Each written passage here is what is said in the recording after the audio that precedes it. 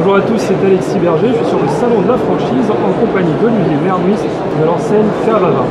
Alors Cave à Vin, comme son nom l'indique tout simplement, c'est une enseigne spécialisée dans le vin. Et je pense que la meilleure façon de vous expliquer tout ça, c'est de donner directement la parole à Olivier. Bonjour à toutes et à tous, Olivier Mernuis. Je suis le responsable opérationnel et du développement international de Cave à Vin. Cave à Vin, comme l'a dit Alexis, c'est un réseau de franchises, uniquement de franchises, avec des cavistes qui distribuent du vin en apportant du conseil et en apportant des vins à très bon rapport qualité-prix, avec des produits authentiques et exclusifs. D'accord, donc effectivement, on sait qu'aujourd'hui, enfin il y a quelques années, la distribution était très présente dans le secteur du vin avec des prix agressifs, mais ce qui pêche un petit peu dans ce mode de distribution, c'est le conseil. Mais aujourd'hui, on est vraiment, je pense, beaucoup de gens sont dans une recherche de qualité, ils veulent aussi se faire plaisir, ils sont prêts à payer un petit peu plus cher pour avoir un conseil personnalisé, mais aussi être sûr que les bouteilles ont été stockées de manière correcte, parce qu'on sait que dans les supermarchés, ça peut rester longtemps sur le tiroir. Regardez un petit peu la poussière parfois, et ça vous fera quelques surprises. Qu'en pensez-vous, Olivier? Je suis parfaitement d'accord avec vous. Nous, on travaille avec 150 fournisseurs qu'on a avec nous depuis 32 ans, quand mon beau-père a créé Cave à Vin. Donc ce sont des fournisseurs pour lesquels on pèse entre 40 et 60% de leur volume. Ce sont des petits fournisseurs, on leur achète pas plus de 30 000 bouteilles, donc on a des produits authentiques et exclusifs et qui tournent très bien puisque ce sont des valeurs sûres, éprouvées dans tous nos magasins Cave à Vin. Sur les 152 caves à vin qu'on a, vous ne trouverez jamais le même assortiment, mais vous trouverez toujours les mêmes valeurs sûres dans tous les caves à vin. D'accord, donc vous avez 152 magasins, l'enseigne existe depuis quand? L'enseigne existe depuis 1985, quand mon beau-père a créé sa première cave à La Baule. Et puis ensuite, il s'est associé avec d'autres cavistes indépendants à l'époque. Ensuite, il a monté sa plateforme d'achat. Ensuite, il est passé sous le modèle de la franchise. En 96. Et depuis 1996, on a développé comme ça. Et c'est là qu'on est à 4 magasins en propre, des magasins pilotes, pour former aussi nos franchisés. Et le reste en magasins sous franchise.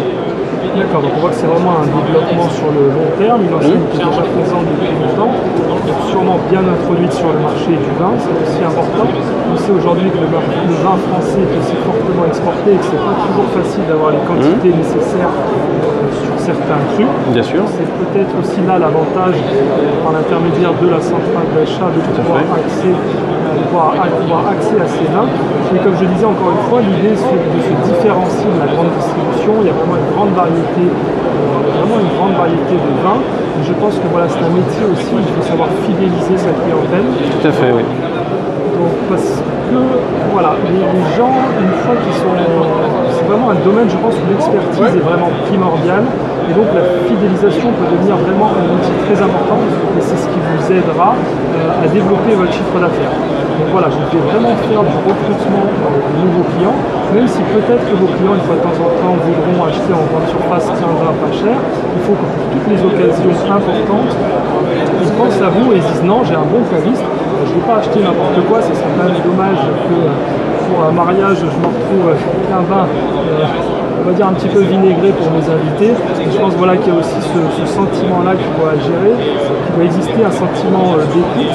Alors, sur le concept de fidélisation, c'est hyper important ce que vous dites, Alexis. Il y a deux choses. Il y a une approche académique qui va être le conseil. Donc là, le caviste, qu'est-ce qu'il va faire? Il va en effet écouter qu'est-ce que veut son client, c'est-à-dire quelle occasion, quel accord mets et vin, quel budget. Ensuite, on a en complément de ça tous les vins qui sont des valeurs sûres et on sait que le client va se faire plaisir avec. Et on a une approche pédagogique et ludique qui est en développement depuis peu, qu'on est en train de lancer, qui est le signe œnologique. Le signe œnologique, c'est une approche qui nous permet de communiquer notamment sur Facebook avec le concept d'une box. 6 vins à déguster à l'aveugle chez soi, entre amis ou en famille ou comme on veut.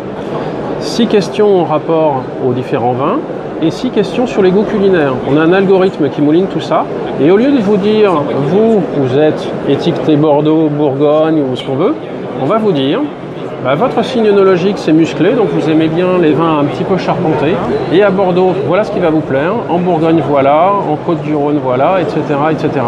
Et ça, en fait, en termes de com, ça démystifie un petit peu l'approche du vin.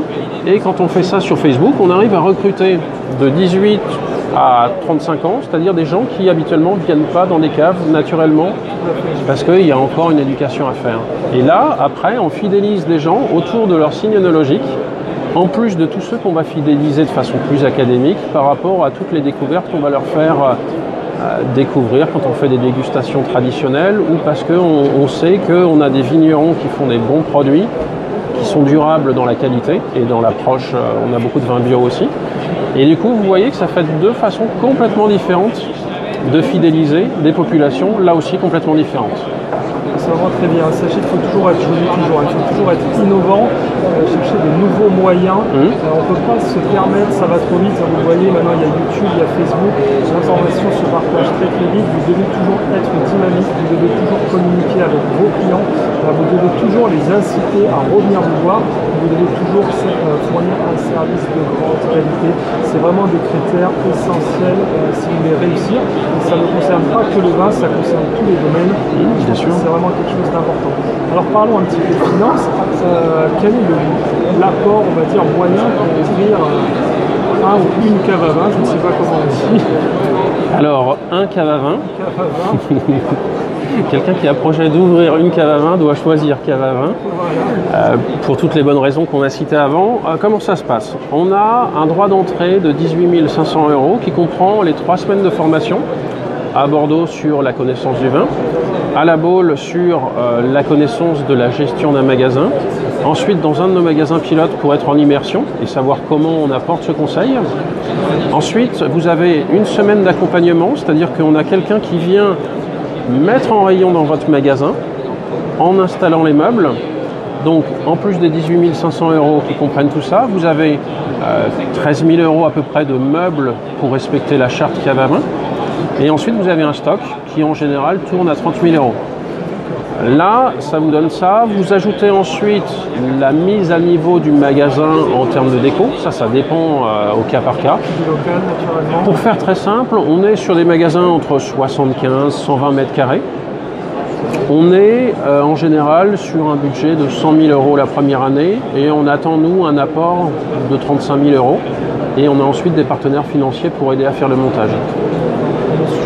Alors on est sur une gamme, un apport qui n'est pas très élevé. Vous savez qu'il y a des franchises qui sont très gourmandes, souvent dans la restauration.